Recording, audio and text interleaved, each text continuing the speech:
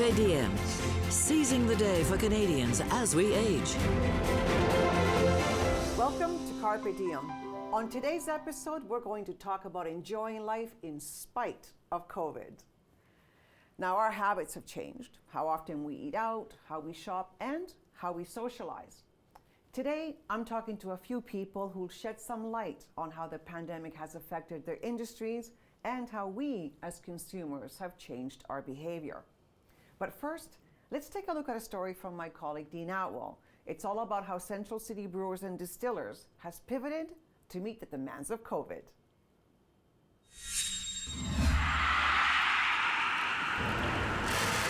So these are hot pellets. Well, here at Central City Brewers and Distillers, we're learning how the organization is lifting spirits by providing hand sanitizer. Like in February, somebody said, Gary, everything's going to be shut down. There's going to be a pandemic, and oh, by the way, you'll be making hand sanitizer. Yeah. I would have thought that whoever said that would have been a nut bar. Just like any brewery, when the restaurants closed in the early part of the pandemic, there was no keg sales. So every brewery, regardless if you're a craft brewery or a major brewery, would have lost their keg sales to those restaurants. So doing the hand sanitizer was a need that we can do because we have a distiller's license, and we have these vessels directly behind you. And they're 5,000 liter vessels, and we were able to batch hand sanitizer at the time when it was needed. So how much did you pump out, or how much are you? We did 58 5,000 liter batches, which is almost 300,000 liters of hand sanitizer. It's nuts.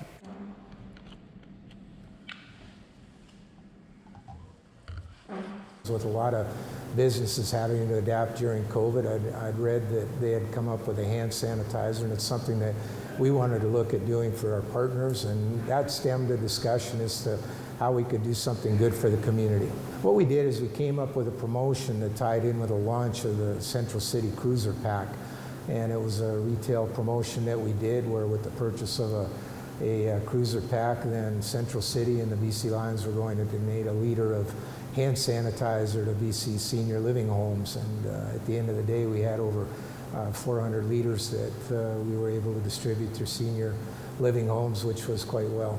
And it's just a neat little promotion that we could do to help out seniors and make it more safe for those seniors that were going through a difficult time at the start of COVID in a lot of the long-term care homes. So we're happy to be able to be part of bringing a little more security and safety into their lives. So this is our flagship IPA. Beautiful. Enjoy. What does it mean to you to work for an employer that is so involved with the community? It means a lot to me, specifically with this day and age, with everything that's going on. You know, I have a family member who actually works in the hospital, so he was a frontline guy with the COVID pandemic, and to know that, you know, this company is so forward thinking that they've decided to just make sanitizer and donate it and get it out there for people to have so they can feel safe to go out and safe at home. And I love being able to say that I work for a company that gives back to where they were born.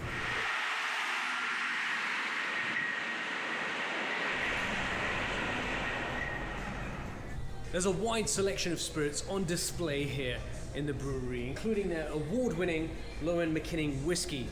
Now, last time we were here, this was in barrels. Wow. Smell it in here, eh? Oh, look at this. I'd love to be a monkey in a barrel in here. This is all going to be whiskey. Monkey in a barrel here, me, every day. In July of 2013, we opened up this beautiful facility, and now it's, I guess, 7 years later, and we're completely filled inside here. We maxed out our brewery, and we built a new building since you've been here. We have over 2,000 barrels of whiskey inside that facility, and it's fantastic. How does it feel to have your name on an international bottle? It feels great, and I'll be looking for the first 10-year-old whiskey. That will be amazing. Well, finishing up here in Surrey at Central City Brewers and Distillers, Dean Atwell for Joy Television. Wasn't that a good idea? I'm certainly grateful that they pivoted to make hand sanitizer, but that they also kept the distillery intact for us to enjoy that 15-year-old whiskey. When we come back, we're going out to dinner. Or are we? Still ahead on Carpe Diem. There was 15,000 restaurants doing about $15 billion in sales. We probably will lose 30% of the industry.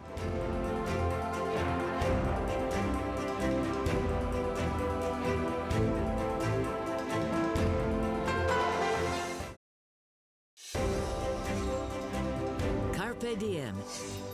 Seizing the day for Canadians as we age.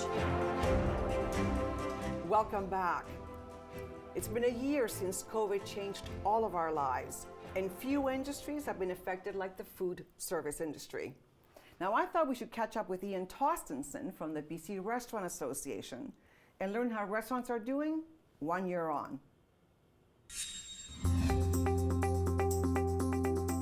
In the old world, there was 15,000 restaurants doing about $15 billion in sales. We probably will lose 30% of the industry, and both in sales and number of restaurants. And so right now we're tracking maybe say $3.5 to $4 billion in fewer sales right now, just because of reduced capacity.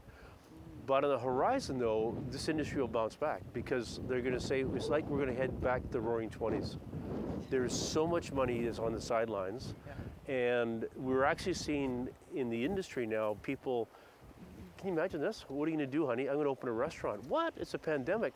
But there's lots of opportunities for people to do that. I actually see that there's a lot of new restaurant openings, like right now. Yeah, well there are. And the nice thing is what they're figuring out is, okay, they'll go to their landlords and say, this restaurant now, I'll pay this much money, which will be reduced because it only operates at a 60% capacity. And that's probably the way it's going to be forever, because the consumers will want to have more space. We're not just going to go back in July and go, hey, let's just jump on everybody's laps and just go back to normal. But they want to maintain distance. They're going to want to probably maintain masks in restaurants. So you've talked about some of the protocols that were in place because of COVID. And so now you're saying some of these are so successful that they'll just stay with us. Yeah, so you probably notice a lot of people ordering food, having it delivered to their homes. So the third-party delivery, pre-pandemic was about 20% of sales. It went up to 100% of sales this time last year because everybody was closed. So all they could do is pick up and deliver. And now you're going to see that settle in probably at around 40 to 45%, so it's going to be permanent. And the government tomorrow is going to announce that the ability for restaurants to sell alcohol with the food is going to stay permanent, which is a great change. That's very good. So we're going to see people that like the whole notion of, I'll stay home and let's stay home, watch Netflix and order in from our favorite restaurant. Now, what about the mental health of some of your people? Because that's a big problem in society today. It's being talked about, it's being disclosed, and people are saying, you know what? I am affected by that. Is that something that you hear about? Yeah, and when you have an industry like ours that was the canary in the coal mine, and then suddenly you're lacking resources to deal with that, because your most precious asset are your people. And if they're coming in, or if they don't come in because they're sick, or they don't feel safe coming in, or if they come in and they have, they get battered by the public. So what we saw and what our guidance to the industry was is, at the very minimum, just check in with your people. Just ask them the basic question, Carmen, how are you feeling today? I'm not talking about your COVID feels. Yeah. I'm talking about you as a person. Are you feeling safe? Is there anything I can do as an employer to make you feel safer? And all those different things. And we found that guidance, it just, people just need to know people are there for them. And if I own a business and you work for me, you knowing that I care about you and I'm here for you, despite all this, and that we can openly talk about this, and that mental health is not something that we should be ashamed of or hide. It's very real. Everybody's got stresses in their minds. And so we, I believe, as an industry, as we crystallize here, have a really important job to do to make sure our workforce, which is considerable, is guided properly to make sure we can deal with it. With all the options we now have to support the restaurant industry again, I'm starting to plan my outings, and I look forward to sitting on a patio with a glass of wine and a few close friends. When we come back, We're talking about our COVID drinking habits. Still ahead on Carpe Diem. People are definitely drinking more local wine. They're spending more. That's been one of the few positives we can take out of the pandemic.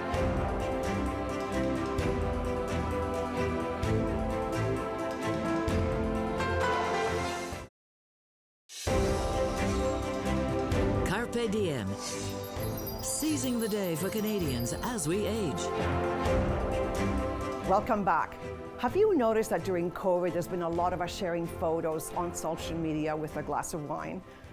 Are, in fact, our shop local habits helping the BC wineries?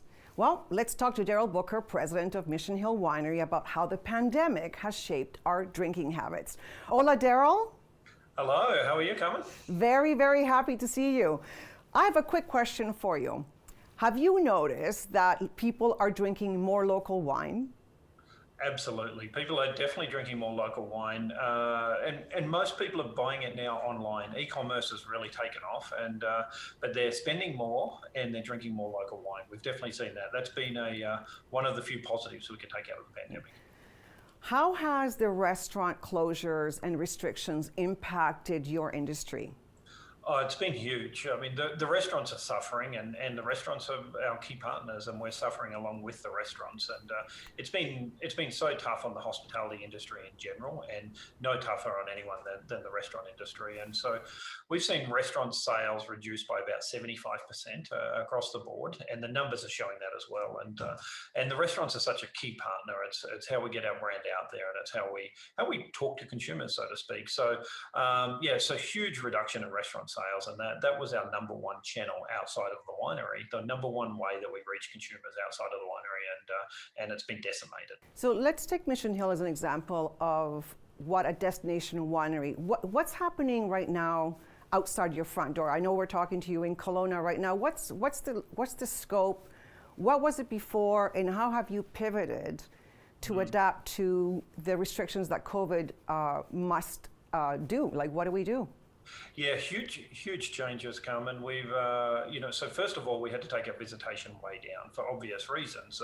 And so we went to reservation only on the property, as most wineries up and down the Okanagan Valley did.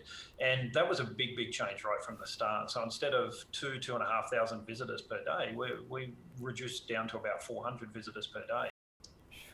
And so let me ask you, some of the protocols that you've had to do because of COVID, you plan to keep some of them moving forward? Let's say everybody gets vaccinated and the borders are open and all these people want to come to you, but you're saying that you're going to keep a close handle on some of the changes that you've had to do, but they're working for you as a business.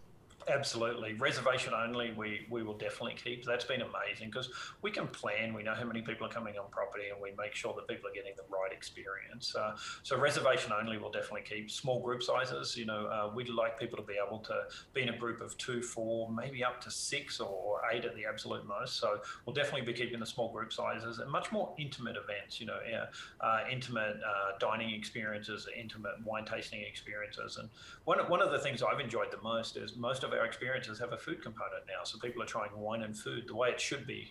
Food should be consumed with wine and vice versa. So we've been able to really introduce that, which will keep moving forward. Now, what about retail sales? Like, you have a lot of liquor stores, I think you supply, and so what is it like for like everyday people going to buy wine? Like, have you noticed those numbers change at all? We have, yeah. Strangely, the government liquor stores have reduced slightly, and I think some of that is the restrictions in the government liquor stores, so the BCLS stores. But we've seen Save on Foods and the supermarkets have increased, and independent retailers have definitely they've increased their sales during this pandemic as well. Do you predict permanent changes to the industry after COVID? I do. Yeah, I think there will be some permanent changes to the industry. I think this has given people a way to think about how do they sell their wine, what's important to their guests, what are their guests enjoying the most, and the whole industry has been forced to do things that may have taken 5 years, and I put that in 2 categories. One is e-commerce. Most wineries, including ourselves, have found a way to sell more wine, through the internet and engage people digitally. So that's going to change the industry forever. moving forward. And it would have happened, I think it just sped up. Number two is how people engage when they visit the Okanagan Valley. It's a much calmer, more pleasant experience, but people will need to plan ahead. And I think that, gone are the days where you can just turn up at any winery on any day of the week and come inside and taste some wine.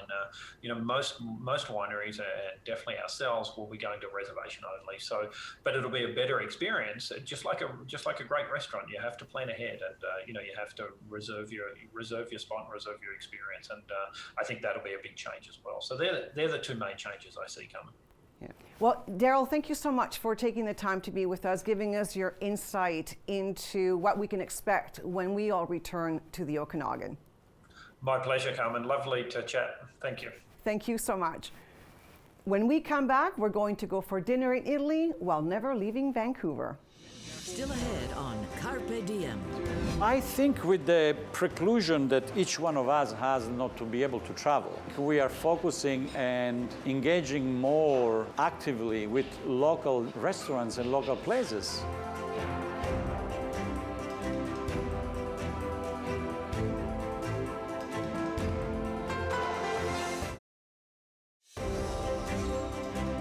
Carpe Diem.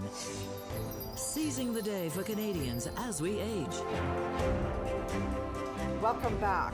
We've spoken with Ian at the BC Restaurant Association and Daryl at Mission Hill Family Estate Winery on how COVID has affected their industries.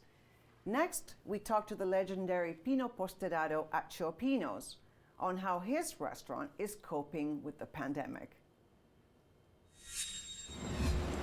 Hey, how are you guys?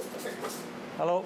So I have to take 2 of these because I notice that at the entrance of the men's washroom and ladies' washroom, they are empty almost, so. Here we go. With restaurants now open for in-person dining under the new safety protocols, chefs and restaurants are having to go above and beyond to keep us safe.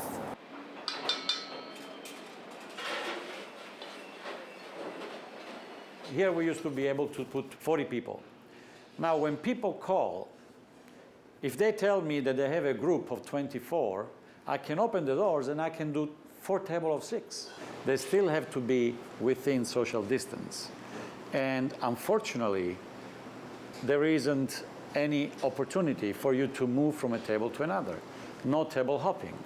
And it's been one of the worst challenges that I had to deal with, because not only I have to be a chef and a restaurateur, but I have to make sure that I have to be the cop to give these rules to be empowered. Well, we've always had a sanitizer. Yeah.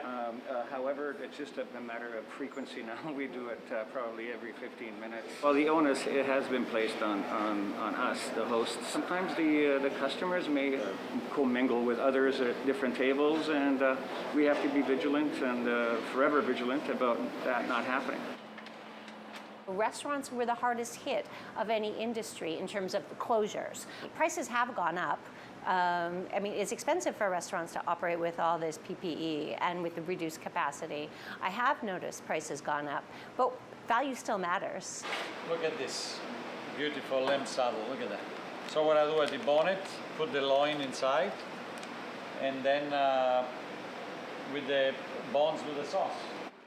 I think with the preclusion that each one of us has not to be able to travel, I think we are focusing and engaging more actively with local restaurants and local places. You value a little bit more the local gems. If you have the chance to travel around the world, you don't miss the restaurants. But for a year, you cannot travel.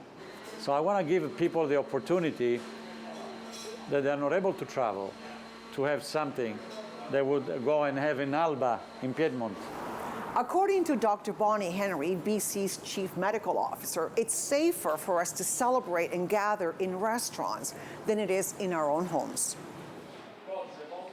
We're seeing low transmissions from restaurants. They're not tracing exposures back to restaurants because they're following the rules. They're safer than at home, where you tend to let your guard down, where you don't think so much about transmission.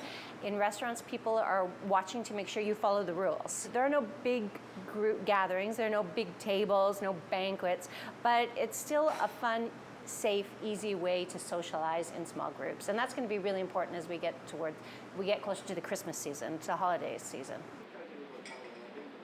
And if you notice, we still have fresh cut flowers because it's very important not to give up hope. We cannot give up hope. We cannot give up sense of beauty. Yes, we might have been forbidden to hug each other, but sense of beauty, sense of freshness, we need to keep up in order to be coming to work. Otherwise, we'll be depressed at home.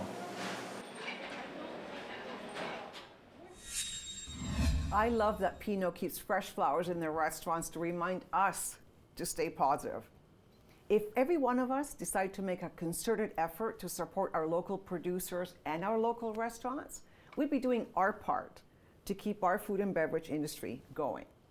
Now, individually, we may feel that we can't do much, but when you add all our efforts together, yes, we can. We can have a positive effect on so many people trying to stay in business during COVID. And that's the show.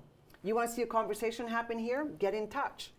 And remember, as our CARPe president, Moses Neimer, always says, the best way to keep going is to keep going. So carpe diem and seize your day.